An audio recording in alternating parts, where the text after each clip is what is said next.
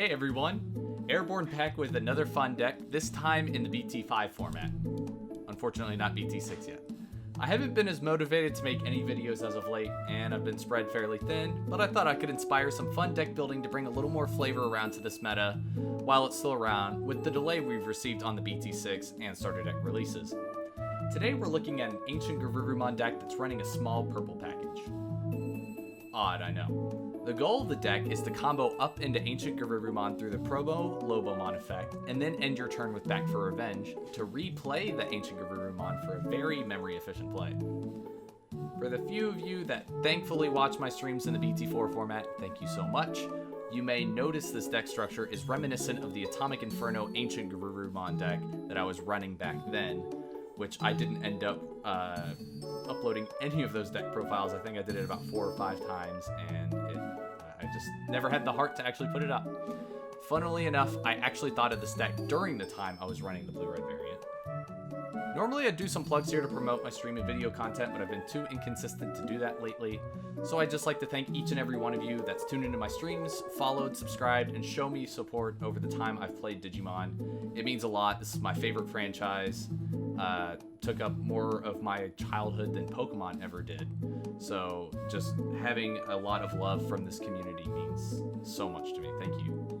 Without further ado, let's go through the deck list. So we're going to start out with the babies. We are only running 4 because this is generally a faster aggro combo style deck, kind of reminiscent of an Imperial Dramon deck. So we're running 4 jamming Demi-Vs. Kind of odd with Ancientgarurumon, but this is the style that I typically like to do with the Atomic Inferno deck. I did the same thing. You'll see them. We're running 4 Vmon. The jamming is very necessary. It just helps chip away so that we can set up for combo to set up for game. The Vmons take advantage of the Demi-Vs to get those guaranteed draws so that we're able to, see the pieces we need. We're also running 4 Strawbymon. When you're running an Ancientgarurumon deck, you always want to have Strawbymon. He helps find the pieces that you need. The promo Lobos, the Lobomon to help finish the game.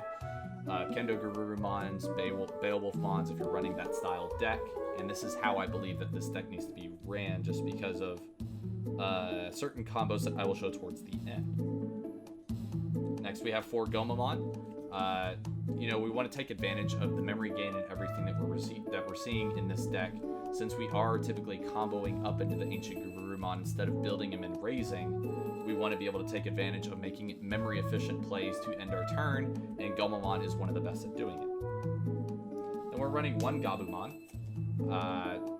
He searches for Ancientgarurumon, he searches for Omni, and he searches for Wargarurus. If you're running any of those, I'm running 2 of the starter deck Wargarurumons. And lastly, we're running 2 Demi-Devimon. Demi-Devimon is a purple Digimon, so he can help enable us to actually be able to play our Back for Revenges whenever we don't see our Tamers. Spoiler, there are purple Tamers in this deck. And also, he's 4K and a 2-drop, so a lot of times he can swing and stay alive in the situations where you need him to stay alive. You could actually consider running the 3K Vanillas, the Demi-Devis, or Candlemon, that's the one. You can also run Tapermon for draws, because a lot of times you are going to end up being fairly memory efficient.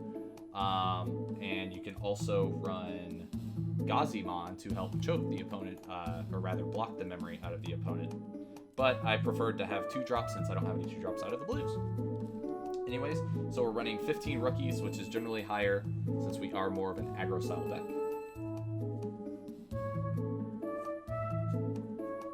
Now let's move on to the champions.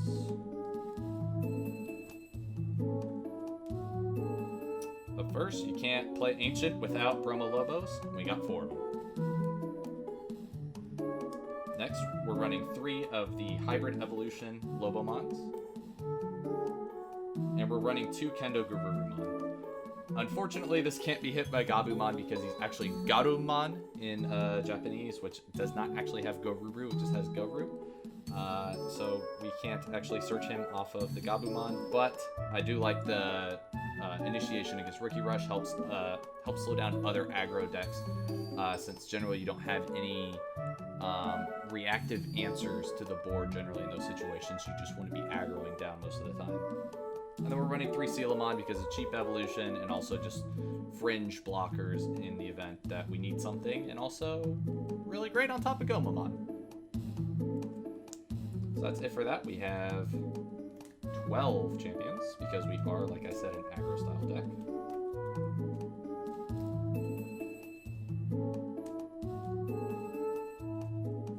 Next up, we have 6 ultimates because we only have 4 megas. 4 Beowulf and 2 Wergaruru. So the Beowulfs are, as I explained previously, they're a target for Strabimon. You can get draws of the Demi-V, and they're restand targets off of Ancientgarurumon, so they're all great. Not to mention, Beowulf can be extremely frustrating to certain decks that control the board by attacking, since you can Digivolve on top of a hybrid or tamer source, and he can't be attacked. Wergarurumon is there mostly just because he's a Garuru target. Also, he's an ultimate in the case you need to build up an Ancient in Raising.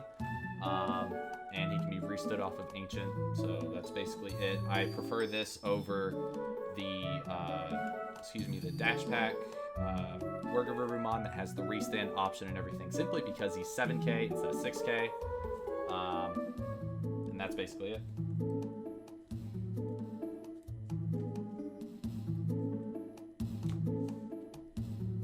Oh, and more importantly, the Wergarurumon that restands also, since we don't have any champion Garurumon in the deck, there's no point to actually take advantage of that restand. Now we have 4 Ancient Garurumon. These are the only megas. This is the whole point of the deck. Self-explanatory. As for level 7, 1 Blitz Omni to help finish the game.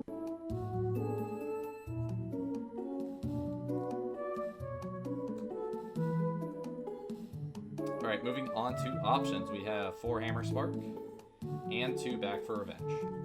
So the Hammer Sparks are, it's a blue deck. You know, just want to stay as memory efficient as possible in this deck, and sometimes in the situations where you don't see your Davis or they kill your Davis with the Swarp Defeat, being able to get up to that 3 threshold is extremely, extremely important in this style deck. And also you can steal turns a lot of times to steal the game if it gets revealed in security when your opponent attacks at the wrong time. Back for Revenge, we're running 2. Typically, I would think it'd be better to run 1 in this deck. There are times, hitting it in security feels awful because it has no security effect. But I wanted to run 2 when I initially built the deck because I just wanted to see how often I could get the effect off. It could be replaced with literally anything. Another rookie if you're, wanting more draws or more consistency. Another champion if you want more hybrids. I don't know. You literally make it anything you want. Make it a Deathclaw if you want to be able to trigger your deletions off and try to get through blockers more. That was something I wanted to fit in, but unfortunately I just could not find the room. So that's it for the options. And lastly, the Tamers. We have 3 Davis. Self-explanatory. Replenishes itself in hand 99% of the time. And that 1% of the time happens 50% of the time in tournament, where it just hits options and omnis. Hey, it's a memory tamer. You need to have that 3 memory threshold floor. Since we don't have memory boosts yet, being able to actually hit that 3 memory is extremely important, since that's the amount of memory you need for your combo. And then lastly, funny enough, I saw a Facebook post today where someone was asking how the effect worked with Matashita and the promo Lobo effect. So kudos to them for also thinking of this idea. But yes, the starter deck 6, yes, Matt Ishida. He is a 2-drop tamer that says, during your turn, when one of your Digimon is deleted, suspend this tamer to gain 1 memory. So a lot of this time, it's going to be triggered when your Digimon are attacking into security and dying, or when they attack into security and an options revealed that kills the Digimon, or when your Ancient Garurumon dies at the end of the turn because of the Promo Lobo effect. So this allows us to stay memory efficient in the event, since we're playing a lot of 3-drop rookies. A lot of the time I would end my turns with the Atomic Inferno deck by just hard dropping a rookie or digivolving into a 2-cost ultimate, 3-cost champion, 2-cost champion, 3-cost champion with Kendo, or 3-cost ultimate. And a lot of times it would just constantly put my opponent at 3 since a lot of my options were all totaling to 3 memory. This allows us to stay more memory efficient if we don't have the Gomamon underneath the Ancientgarurumon, or the Hammer Sparks necessary to be able to choke our opponents. Also allows us to save our Hammer Sparks to help close out the game, which is fantastic.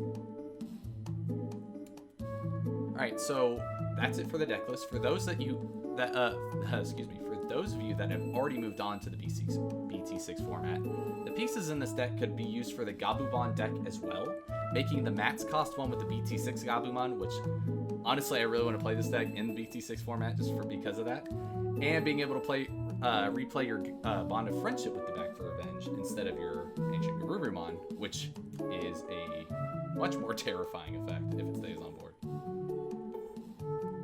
Now this is the part of the video where I'd normally throw in a couple matches to show how the deck typically flows, but I haven't done many recorded webcam matches in a while because of the burnout and also because of the return of offline play. So let's go through some of the combos instead. Alright, so for this one we're going to need 1 purple mat on board. We're going to need 2 rookies on board. I'm going to refrain from using Femon out of the importance of another combo. We'll just say Strabimon. And then a Lobomon in hand, an Ancientgarurumon in hand, and a Back for Revenge in hand. Obviously, that's demanding a lot of pieces in hand, but this is generally an ideal deck situation whenever you see the combos. Alright, let's say we're at 2 memory. Excuse me while I get all of these off to the side. Alright, we have a Gomamon that just came up from raising. Wherever I put my babies. And we have a Strabimon that we play to search our pieces out. We have these 3 cards in hand. Now, we start the turn out by attacking with Strabimon. Strabimon dies. Gain 1 memory from Madashida. Go up to 3. Wow, we've reached our combo. Great job, guys. Great job. Now we're digivolving the Lobomon for 2. Draw 1. And then use the effect to digivolve into Ancient. Draw 1. We're at 0. Now this is the part where you can get a little cheeky. You can either choose to attack into security. If you're facing a Rookie Rush, you don't care. Just go ahead and do it. You can go ahead and clear the board if you want to in a situation where, you know, there's something staring you down that's causing you a lot of frustration on the board that's attacked and suspended. Basically, you just go ahead and try to get your 2 swings in, or maximize it based on whatever deck you're playing against. If you're fearful for it dying in security, that's okay. Now we end the turn by playing Back for Revenge. Put the opponent at 2. End of turn happens. Gomamon, gain 1 memory. Next, we do the Ancientgarurumon effect next, because if it's not in the trash when it tries to resolve its own effect, the on deletion misses timing. So it's very important that you resolve the Ancientgarurumon effect first if you're going to be playing a hybrid from hand. The hybrid from hand is played. This is all in the trash, obviously, and Ancientgarurumon gets replayed through Back for Revenge. Now you're set up in a prime situation for the next turn, where you're able to attack with the Lobomon, attack with Ancient to restand both, and then attack again. Obviously, if you're at 3 memory and have a Davis on board, you can go into the Beowulf the next turn and get those attacks closer to more guaranteed, obviously outside of playing security control or something that will be able to kill it in security. So that's the main combo that inspired this deck, but a lot of times you're saying, Airborne, why would you build a deck on something that feels like Exodia? I'm here to assure you that there are way more plays in this deck that make it feel more rewarding. So we'll start out with the second combo, which is the one that excites me more. Now for this, we need a Vmon on board that we just pushed out of raising. We're at 2 memory. We have a Mat or a Demidevi on board. For this sake, we'll just say we have the Demidevi on board. And we're at 2 memory once again. And once again, Lobo and Ancient in hand with a Back for Revenge in hand. This requires to have the Back for Revenge in hand before you actually end up doing the combo. The first combo you're able to have Back for Revenge already in hand, or you can draw into it from the Digivolutions. Now, this is where it gets weird. So we attack with Vmon, draw for the jamming, don't forget. And then we play Back for Revenge for a 2 memory. We go to 0, we target Vmon. Vmon at the end of the turn, or until the end of the turn, will replay itself if it dies. But Airborne, Vmon already attacked and it has jamming. How would it die in security if you were even able to restand it? Well, my good fellows and ladies, hims, hers, thems, theys, and everyone in between, we are able to Digivolve into Lobomon, put the opponent at 2. The Lobomon effect will occur before your turn ends. So when Digivolving, you can Digivolve into Ancient for 1 more, put the opponent at 3, the end of turn occurs, Ancient dies. So Ancient dies. The Back for Revenge continues to happen on the same Digimon. We're able to play a hybrid from hand. So let's say we're going to play Strabimon, get its effect off, and then we're able to play the Ancient. If you had Matt on board, you put him at 2 memory. You get a Mega out for essentially 5 memory. That's the equivalent of hard dropping an ultimate. And it's one that can replenish itself. Thankfully, if you ended up playing a Strabi off the Ancientgarurumon effect the first time, you're able to pull another hybrid, set it up. So if they are able to kill this Ancient the next turn, then you're able to play whatever you were able to pull off of that Strabimon effect, making it extremely sticky, being a lot more value oriented, and being able to set up for those extra swings at the end. It's a deck that I haven't really gotten to play very much. I really enjoy it. But I know every time I play it against someone, they always feel terrified, and I always relish in it, whether I win or lose. Anyways, thank you all for watching. Hope you all are doing wonderful, and I hope you all continue to do wonderful. If you're not, I hope you end up feeling better as time goes on. Love you all. Have a great night. And as always, stay flat.